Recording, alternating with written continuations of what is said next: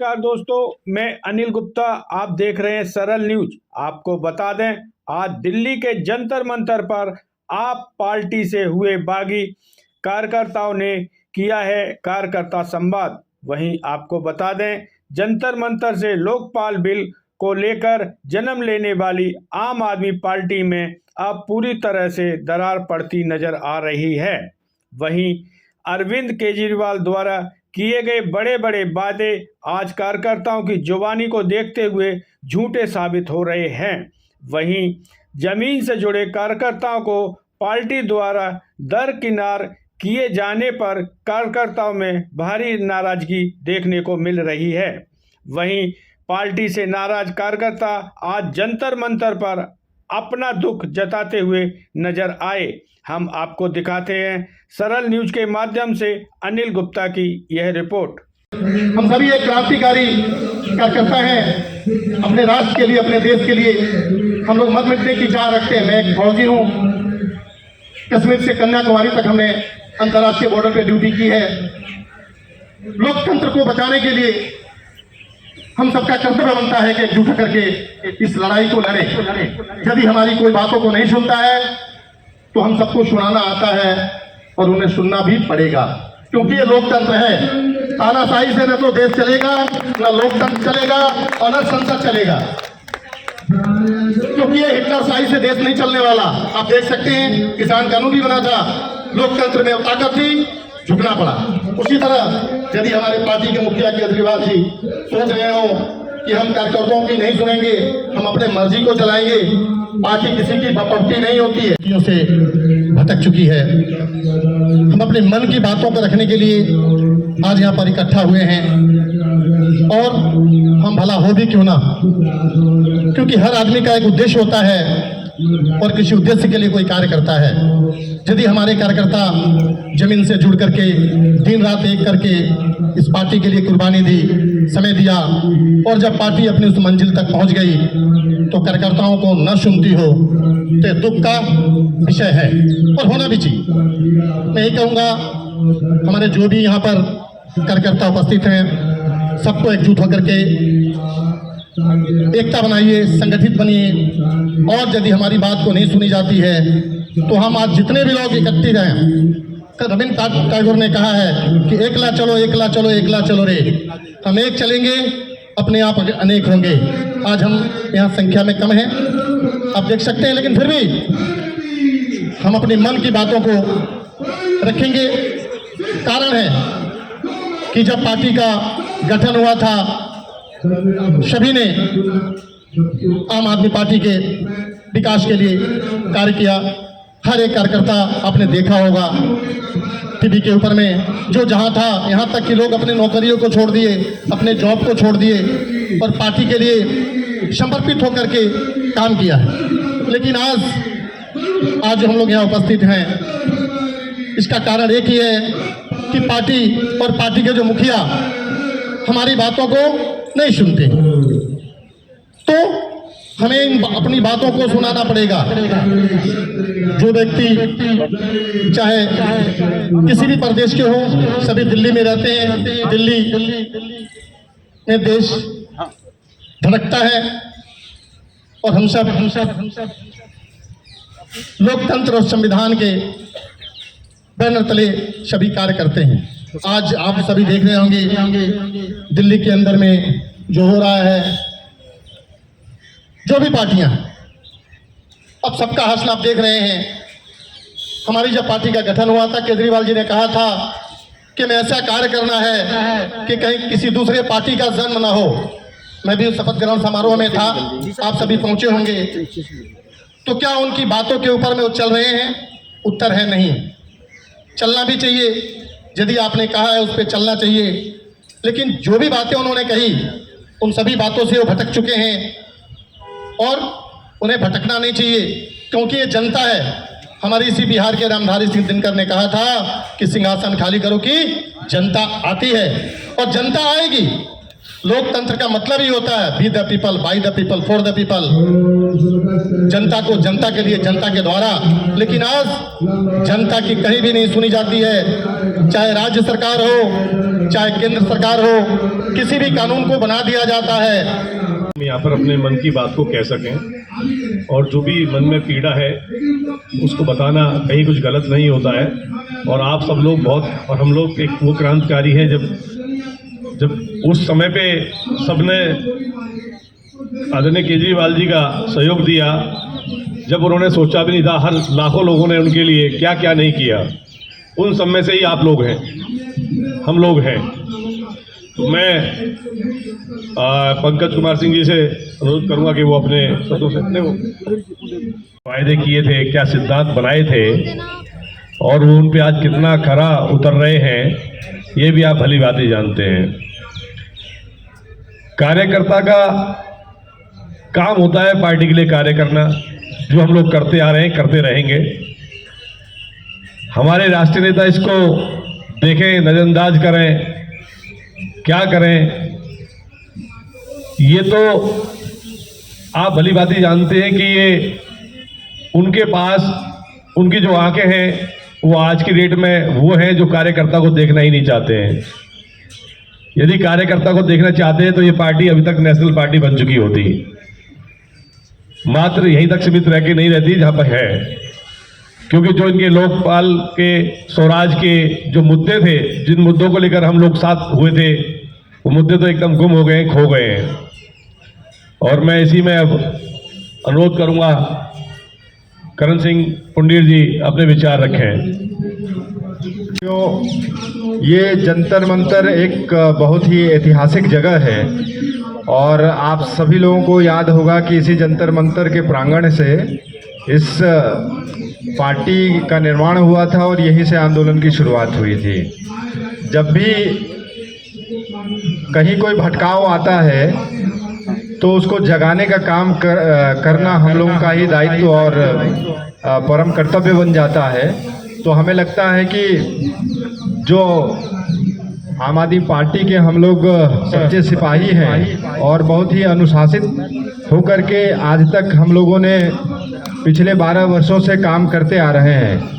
तो मेन जो मकसद है यहाँ पे एकजुट होने का वो यही है कि जहाँ पार्टी के अंदर भटकाव की स्थिति पैदा हो तो ये हमारा कर्तव्य है कि हम अपने नेता को और अपनी पार्टी को जगाने का काम करें। तो बेसिक उद्देश्य यही है, इसीलिए हम सब लोग आज इकट्ठा हुए हैं। और इस कार्यक्रम के पश्चात हमें पूरी उम्मीद है और पूरा भरोसा है कि हमारे जो वरिष्ठ नेतागण हैं इस बातों को ध्यान देंगे और हमें लगता है कि कार्यकर्ताओं को तरजीह दी जाएगी और उनसे संवाद स्थापित किया जाएगा। तो मैं बहुत ज़्यादा कुछ कहना नहीं चाहता हूँ क्योंकि सभी लोग समझदार हैं और हमें लगता है कि दिल्ली में चुनाव भी नज़दीक है और जितने कार्यकर्ता दिल्ली के अंदर हैं आम आदमी पार्टी से जुड़े हुए, मुझे लगता है अधिकांश लोगों में बहुत चीज़ों को लेकर के नाराज़गी है। हम चाहते हैं कि उन नाराज़गी को लेकर के एक संवाद स्थापित हो और आने वाले समय में उन कार्यकर्ताओं की पूछ हो जो लोग मिल करके इस पार्टी को, इस मूवमेंट को खड़ा किए थे। आज हमारी पार्टी बहुत ही दुख के साथ कहना पड़ रहा है कि उसी ढर्रे में ढलती चली जा रही है जिनको लेकर के हमारे माननीय नेता अरविंद केजरीवाल जी दूसरी पार्टियों को कोसते रहते थे। आज यहाँ से जंतर मंतर से ये जो आवाज़ उठी है, ये आवाज़ बेशक बहुत ही छोटी हो लेकिन ये आने वाले समय में बहुत ही बड़ी होने वाली है, ऐसा हम उम्मीद करते हैं। हमें ऐसा लगता है कि दिल्ली के चुनाव में इस बार का चुनाव बहुत ही ज़्यादा महत्वपूर्ण होने वाला है और हमें लगता है कि एक कार्यकर्ता हो या 1000 या 1 लाख, इससे नहीं फ़र्क पड़ता। फ़र्क इस बात से पड़ता है कि अगर कोई नाराज़ है, कोई दुखी है तो वो क्यों है, और इसका संज्ञान हमारे नेताओं को लेना चाहिए। हम इसीलिए आज एकत्रित हुए हैं कि हमारे नेता इस बात को समझेंगे और हमारी पीड़ा को दूर करने का काम करेंगे। हमें ऐसा लगता है कि हम एक अच्छी सोच और विचार के साथ इस पार्टी से जुड़े थे। आज इस पार्टी के अंदर जिस प्रकार से नेताओं का आयात हुआ है वो बहुत ही कष्टकारी है। ऐसा लगता है कि चुनाव जीतना ही एकमात्र मकसद रह गया है हर दल के नेताओं को, और कमोबेश वही हालत हमारी पार्टी में हो चली है। हम ये उम्मीद करते हैं कि कार्यकर्ताओं के हित में, जनता के हित में जो भी निर्णय होगा वो लिया जाएगा। आने वाले समय में हम सब कार्यकर्ता बैठ करके इससे भी बड़ा मंच आयोजन करने का काम करेंगे, और अगर हमारे नेता सोते रहेंगे तो उनको बार बार हम जगाने का काम करेंगे। हमारा यही उद्देश्य है और इसी उद्देश्य के साथ हम आज बैठे थे। हम ये कार्यकर्ता संवाद अपने कार्यकर्ताओं के लिए रखे थे कि पार्टी अन्य फोरम पे जिस प्रकार से कार्यकर्ता संवाद होता है वहाँ नेता आते हैं, बड़े बड़े भाषण देते हैं और चले जाते हैं, कार्यकर्ताओं को बोलने नहीं दिया जाता। हम ये चाहते थे कि सभी लोग मिल करके एक ऐसा मंच खड़ा करें जहाँ पे कार्यकर्ताओं को बोलने की आज़ादी हो, और इसी उद्देश्य से हम लोग आज यहाँ पे बैठे हुए हैं। हमारा मुख्य जो उद्देश्य है वो ये है कि जो कार्यकर्ता है, कार्यकर्ता संवाद में कार्यकर्ताओं की बात हो और उनकी बात सुनी जाए। लिहाजा इस तरीके के कार्यकर्ता संवाद होने चाहिए और कार्यकर्ताओं को बोलने का मौका दिया जाना चाहिए। हम ऐसा उम्मीद करते हैं कि आने वाले समय में इसी प्रकार के आयोजन हम करते रहेंगे और अपने पार्टी को जगाने का काम करेंगे। आगे समय बहुत कम है, हम चाहते हैं कि अब बहुत सारे वक्ता यहाँ पे हैं, वो अपनी अपनी बातों को रखेंगे। हम इन्हीं बातों के साथ अपनी बातों को विराम देते हैं। जय हिंद, जय भारत। और उसके बाद क्या कंक्लूजन निकालना आप लोग चाहते हैं वो आप खुद निकालिए। जब जनता ये कहने लगे कि सब एक जैसे हैं, जब आम जनता ये कहने लगे कि सब एक जैसे हैं, तो समझो आपने जो कमाया था वो खो दिया। मैं कुछ ऐसी इंसिडेंट्स हैं और जो रिसेंटली है, मैं बहुत पीछे नहीं जाना चाहता, बहुत पीछे नहीं, अभी 1-1.5 महीने के ही कुछ वो हैं वो जन्म। हमारे कुछ साथी मेरे पास आए घर पे कि मनीष सिसोदिया जी से मिलने चलना है। मैंने उनसे पूछा कि क्यों जाना चाहते हो? कि जी टिकट हेलीकॉप्टर कैंडिडेट को दे दिया। मैंने कहा उससे कुछ नहीं होगा, हम लोग बेकार जा रहे हैं, वहाँ पे कोई सुनवाई नहीं होगी। हम कहते हैं कि मोदी तानाशाह है, पर तानाशाही हमारी पार्टी में उससे भी कहीं ज़्यादा है, कहीं ज़्यादा। तो उन लोगों ने इंसिस्ट किया कि नहीं नहीं, मनीष सिसोदिया जी से मिलने चलना है। ऐसा डोके चलिए चलते हैं। आप लोगों को विश्वास नहीं होएगा, 2 घंटे हम वहाँ पे बैठे रहे, किसी ने पानी तक नहीं पूछा। 2 घंटे बैठे रहे, पानी तक नहीं पूछा। मनीष जी सामने एक रूम में बैठे हुए थे, लोग आ रहे थे, जा रहे थे, कॉफी भी आ रही थी, पानी भी आ रहा था। हमने अपनी जब नाराजगी जाहिर की तो उन्होंने कहा चलिए मनीष जी से मिलवा देते हैं। जहां हम बैठे थे मनीष जी वहां पे नहीं आए, या मनीष जी ने हमें वहां भी नहीं बुलाया जहां वो खुद बैठे हुए थे, गेट पे बुलाया, बड़ा रूडली पूछा हाँ क्या प्रॉब्लम है।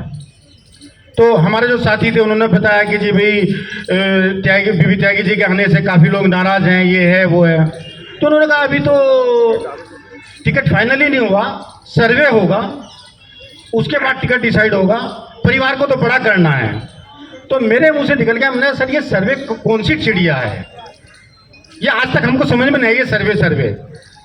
मैंने कहा एमसीडी में 11 लोगों को आपने टिकट दिया था, जिसमें से 10 इज्जत के साथ आ रहे हैं, और उनमें से 5 लोग मैं ऐसे बता देता हूं कि जो सर्वे में उनका 5वें, 6ठे, 7वें, 8वें नंबर पे नाम हो। एक हमारे साथी यहीं बैठे हैं, साबिर साहब, कहाँ हैं साबिर साहब? हैं, दिखाई दे रहे नहीं?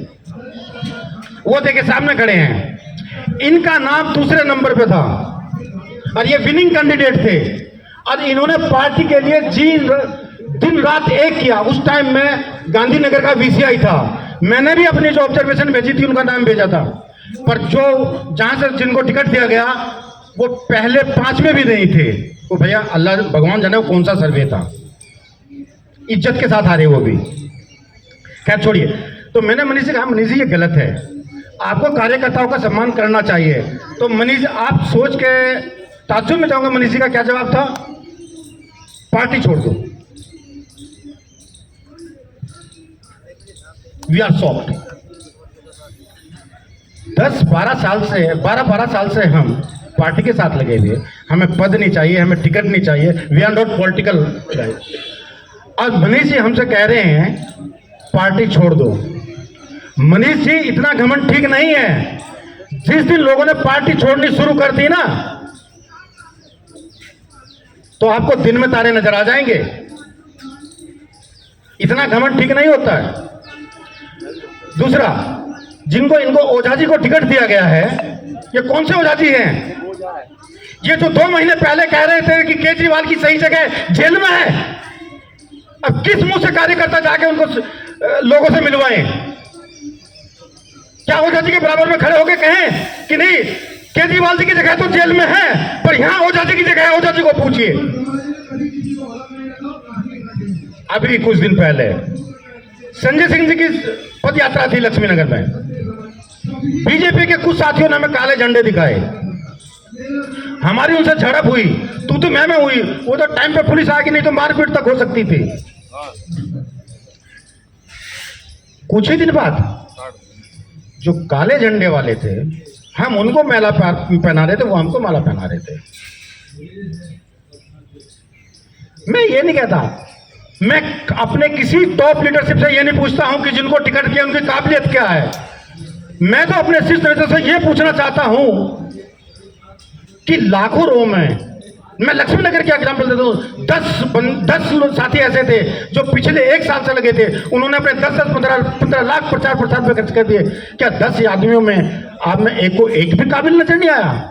मैंने संजय सिंह जी से पूछा कि जो आपके बराबर में बैठे हैं, मैं इनकी काबिलियत पूछना नहीं चाहता आपसे, मुझे तो आप ये बता दीजिए जो 10 सामने बैठे हैं इनकी खामियां क्या हैं? कुछ तो खामियां होंगी। संजय सिंह जी के पास कोई जवाब नहीं था। दूसरा सवाल, उन्होंने तो दूसरा सवाल पूछो। अच्छा, पहले का जवाब लिया गया तो दूसरा क्या खाक पूछें? और ये कोई एक हाल, कोई ऐसा नहीं है कि 1-2 विधानसभा का है, ये मोर और लेस हर विधानसभा में हो रहा। कार्यकर्ता की तो कोई, आज आप किसी विधायक को, किसी को फोन कर लीजिए, यदि आपका फोन उठा लिया जाए तो आप बहुत बड़े भाग्यशाली हो। दूसरी, आज केजरीवाल जी कह रहे हैं कि कौन उम्मीदवार है भूल जाइए, आप मुझे वोट दीजिए। इससे 2 बातें साफ साफ हो रही हैं। एक तो आप ये मानते हैं कि आपके विधायक पहले भी गलत थे, इसलिए आप अपने नाम पे वोट मांग रहे हैं। क्यों नहीं आप अपने विधायकों के नाम पे वोट मांग रहे हैं?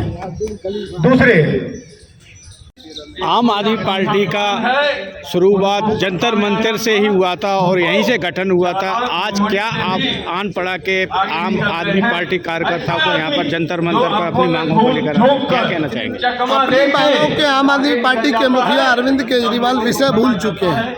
हम जिसके लिए आए थे वो सब छोड़ करके सिर्फ सत्ता की बात करते हैं। किसी भी कीमत पे उनको अपनी सत्ता बचानी है, उसके लिए भाजपा से आए, अकाली दल से आए, जेडीयू से आए, कहीं से भी आए, धन वाले लोग होने चाहिए।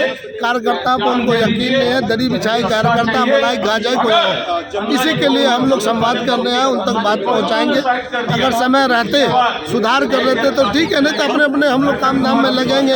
एक गलती हम लोगों से हुई थी, उस गलती के लिए माफ़ी मांगेंगे। बूथ में, हर वार्ड में, हर विधानसभा में जाएंगे, लोगों से माफ़ी मांगेंगे। जो 12 साल हमने अपना अनमोल खर्च किया, हम लोगों की भूल थी, हमने एक जगह अपराध किया था, उस अपराध के लिए आप क्षमा करें।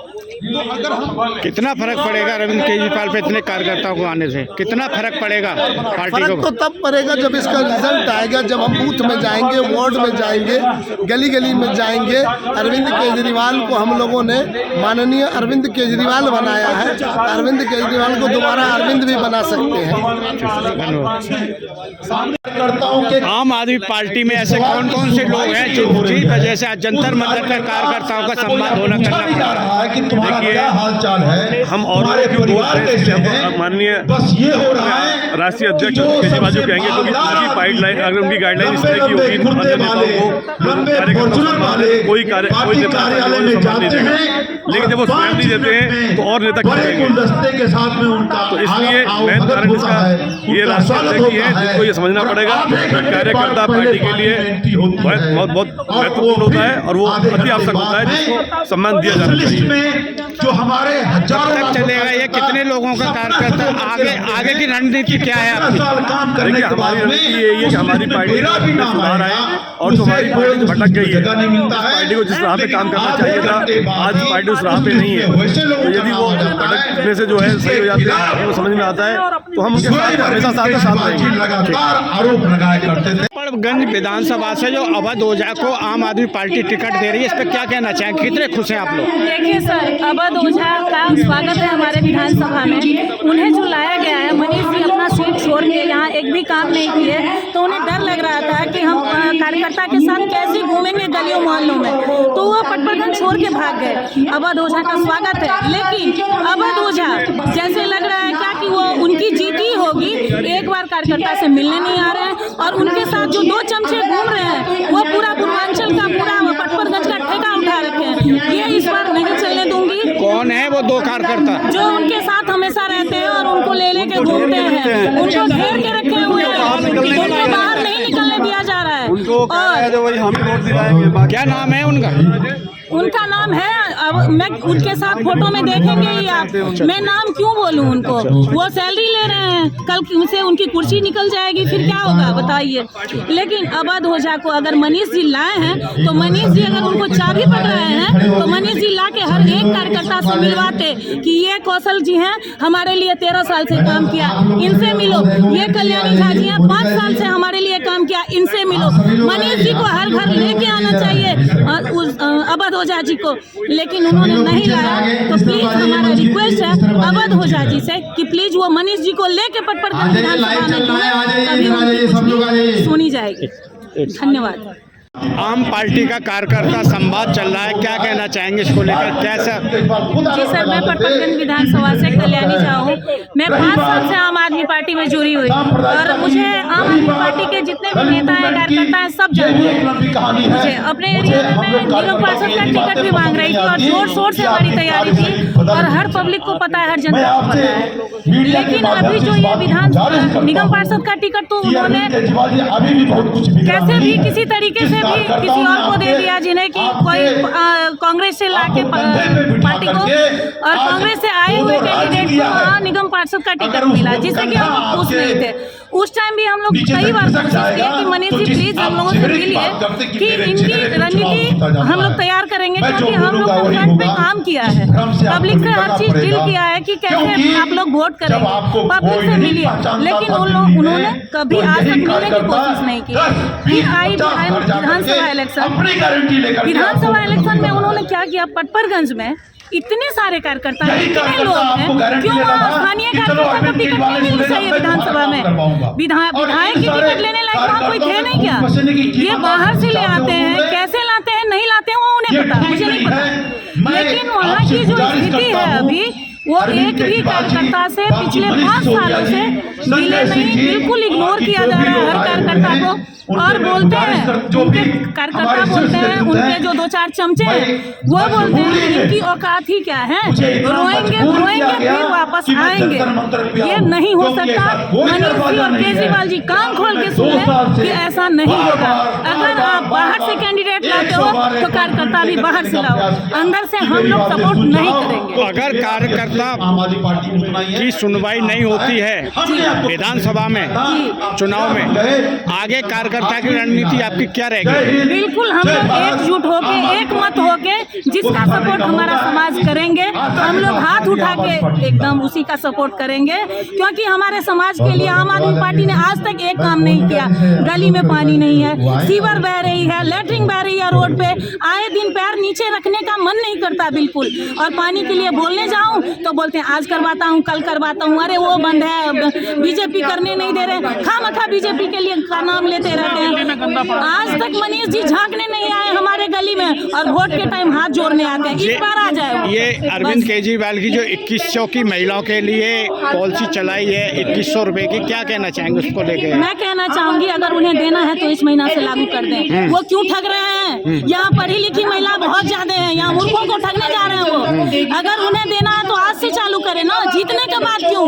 इसका मतलब उन्हें डर घुस गया है कि मैं हार जाऊंगा। वो जीतने का प्रलोभन दे रहे हैं, बहुत वो ठग रहे हैं। यहाँ ठगाने वाले कोई नहीं है। क्या कहना चाहेंगे आप?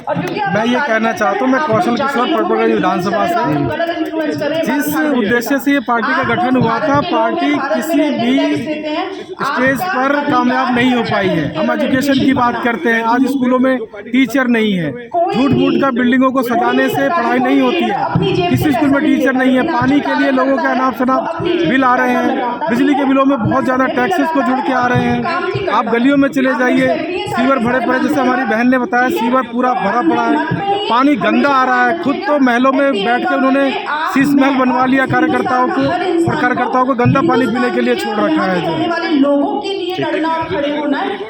बात भी अगर भ्रष्टाचारी हो जाएगा, अगर मेरे रास्तों से गलत दिशा भटक जाएगा, अगर अकेला भी रहूंगा, मेरे शरीर के कार्यकर्ता उठाए बोझा, कार्यकर्ता उठाए बोझा। भारत माता की, भारत माता की।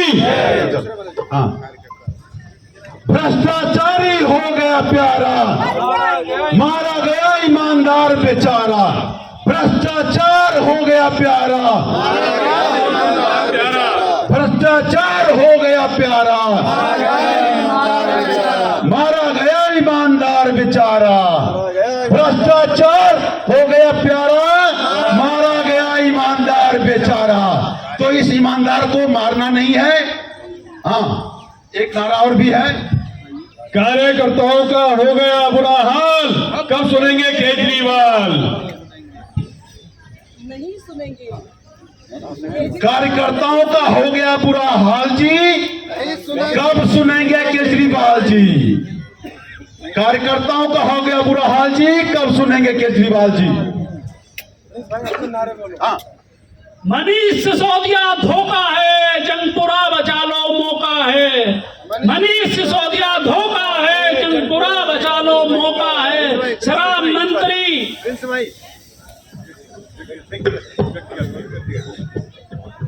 बोले भारत माता की, भारत माता की। आम आदमी पार्टी लिए राज्यपाल झा जी कुछ दो शब्द अपना रखना चाहते हैं, रखें। चौथा चुनाव है, उनका चौथा ना हो जाए ऐसे रही। हाँ, ठीक, बोलिए। देखिए, आज जिस उम्मीद को लेकर के और जिस पीड़ा को लेकर के हम लोग